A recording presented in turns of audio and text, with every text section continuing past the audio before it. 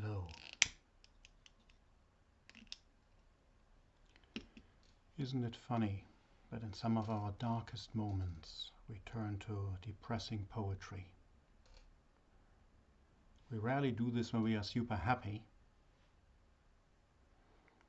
As they say, the poison is the best antidote. It's catharsis.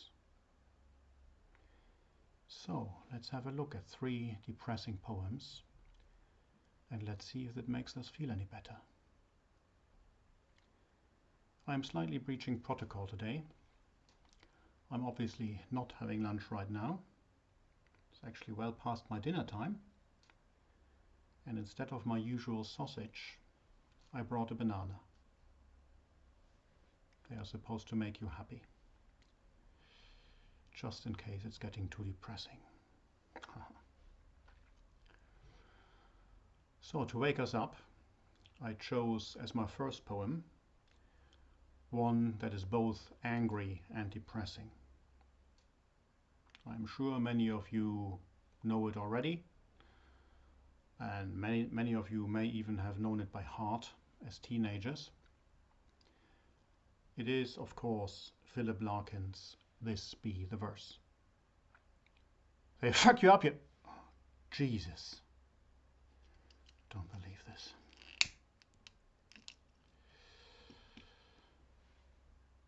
They fuck you up, your mum and dad. They may not mean to, but they do. They fill you with the faults they had and add some extra, just for you. But they were fucked up in their turn by old-style fools in hats and coats, who half the time were soppy stern and half at one another's throats. Man hands on misery to man. It deepens like a coastal shelf. Get out as early as you can.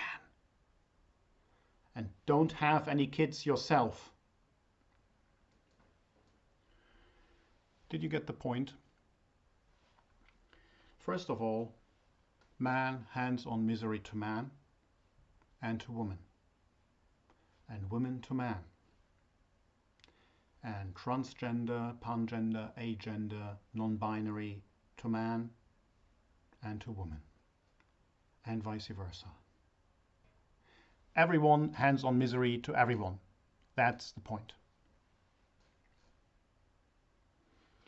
But the main message, of course, is it's the parents' fault. Or actually, the parents' parents' fault.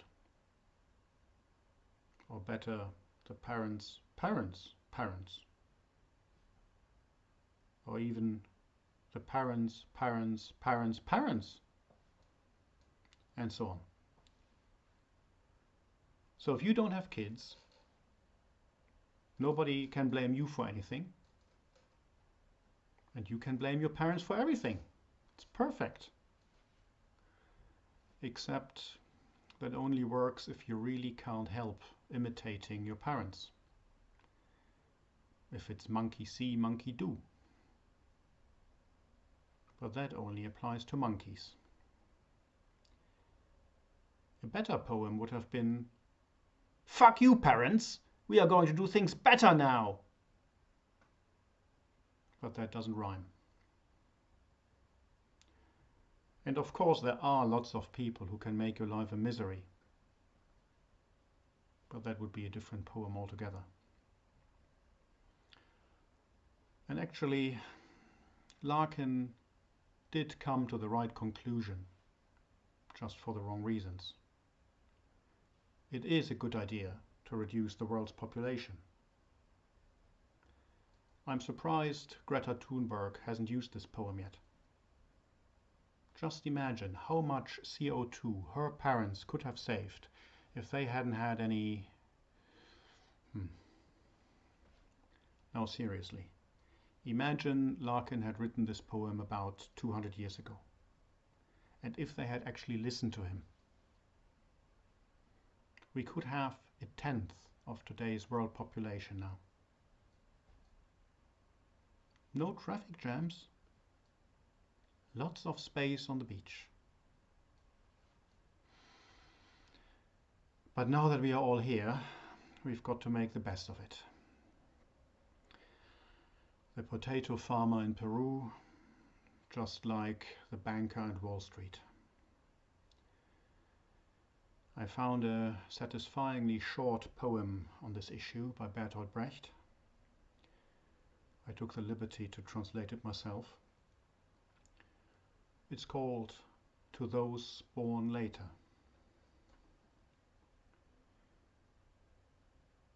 I confess, I have no hope. The blind are talking about a way out, but I can see. When the delusions are used up, we will face as our last companion the nothing. Delusions, eh? Brecht wrote this poem in 1920, and he died in 1956. So he must have had some delusions left after he wrote this poem. Luckily, there are lots of them, poems and delusions, I mean. And of course, people can be deluded. The prophets can't all be right. But is the only alternative to delusions really the nothing? And what is this nothing in the first place? Maybe nothing is good, or at least better than many things, like hell. I might not go to heaven, but knowing that I won't go to hell either makes me a little bit more comfortable about my life. But this almost sounds positive, and we wanted to talk about depressing poetry today. So let's get back to the topic at hand.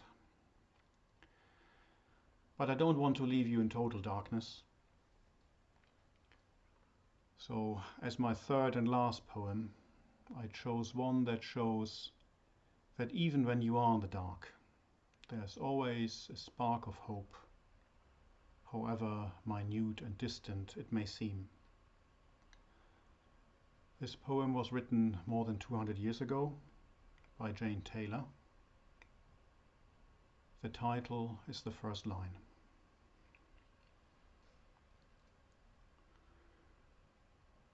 Twinkle, twinkle, little star, how I wonder what you are. Up above the world, so high, like a diamond in the sky. When the blazing sun is gone, and he nothing shines upon, then you show your little light. Twinkle, twinkle all the night. Then the traveller in the dark thanks you for your tiny spark. He could not see which way to go if you did not twinkle so. In the dark blue sky you keep, often through my curtains peep, for you never shut your eye till the sun is in the sky. As your bright and tiny spark lights the travel in the dark, though I know not what you are. Twinkle, twinkle, little star.